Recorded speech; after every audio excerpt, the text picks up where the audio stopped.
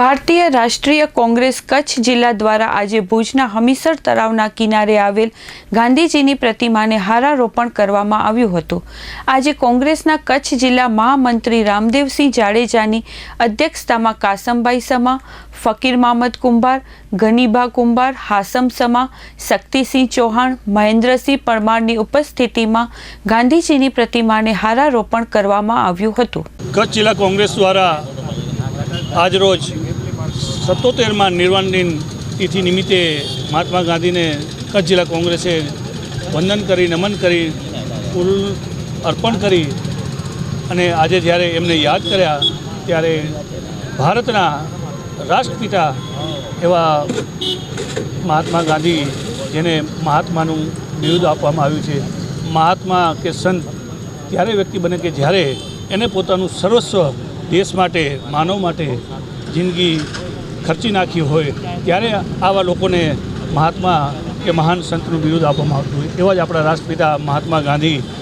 અત્યારના સમયની અંદર મહાત્મા બનવા માટેની હોડ લાગી છે। આપ સૌ જોવો છો ત્યારે કે થોડાક દેશની અંદર થોડાક પદો લઈ અને પોતાને વૈશ્વિક માનવી દેખાવા માટે લોકો વલખા મારતા હોય છે, પણ એ નથી જોતા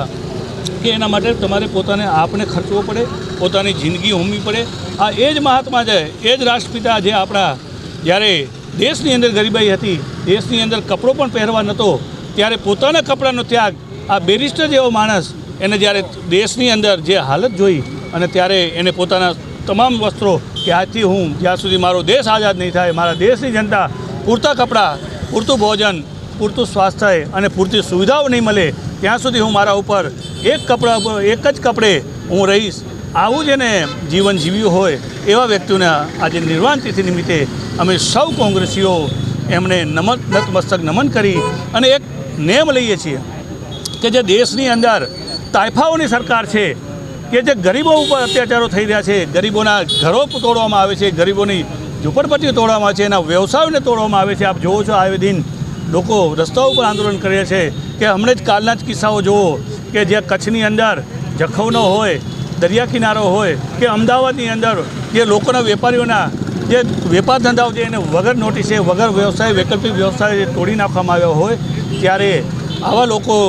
આવી સરકારો લોકોને માનવતાની ધોરણે નહીં પણ પોતાના દમનકારી નીતિથી જ્યારે હેરાન કરતી હોય, ત્યારે આજે રાષ્ટ્રપિતા મહાત્મા ગાંધીજીને અમે યાદ કરી અને એમને જે સંઘર્ષ કરેલો છે એમનામાંથી અમે પ્રેરણા લઈ અને હર હંમેશ કોંગ્રેસ લોકો માટે લડતી રહેશે એવી એક નેમ વ્યક્ત કરી છે।